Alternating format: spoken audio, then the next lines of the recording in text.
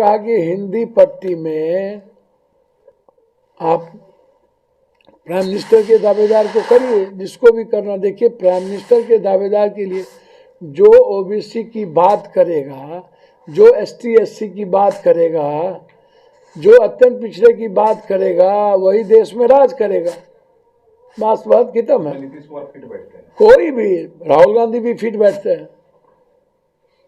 लेकिन खड़गे का भी नाम आगे कर दिया। खड़गे जी दलित है। हम तो चाहते हैं कि इस देश में एक बार एसटी एससी को देश का पीएम बनना चाहिए, बिल्कुल बनना चाहिए। खड़गे जी बने ना बने, लेकिन देश में यदि 27-28% दलित एसटी एससी है तो उसमें क्या गुनाह है भाई? उसको देश में वो पीएम बनेंगे तो अपने लोगों की आर्थिक और सामाजिक आधार को समझ पाएंगे, उनकी पीड़ा समझ पाएंगे। तो दिक्कत क्या है? यदि कांग्रेस ने या इंडिया गठबंधन ने यदि खड़गे जी को आगे किया तो प्रॉब्लम क्या है? एकदम प्रॉब्लम नहीं होना चाहिए। नीतीश जी को भी कोई प्रॉब्लम नहीं होना चाहिए, किसी को प्रॉब्लम नहीं होना चाहिए। नीतीश जी को आप बना दीजिए, किसी संयोजक बना दीजिए किसी चीजों को, उसमें क्या प्रॉब्लम होगा? हो सकता है आज नीतीश कुमार जी के क्रेडिबिलिटी पर या अन्य चीज़ों पर सवाल खड़ा हो, लेकिन ये हिस्टोरिकल निर्णय है। 40 साल के बाद नीतीश कुमार, कर्पूरी ठाकुर, जननायक जेपी और लोहिया के कतार में खड़े मिलेंगे आपको। एक बात आपको मैं आप बता दूं। और दूसरी बात, वो सम्मान नेता हैं। ललन सिंह को हटा के कोई और नहीं ना बने। ये तो ललन सिंह के रेस्पेक्ट के इक्वालिटी हो गए। देना चाहूंगा खड़गे जी को, राहुल गांधी जी को, अरविंद केजरीवाल, सभी लोगों को कि जिस व्यक्ति ने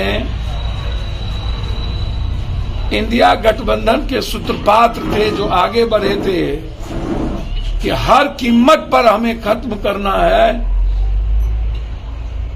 इस डरावनी सरकार को, नफरत वाली सरकार को,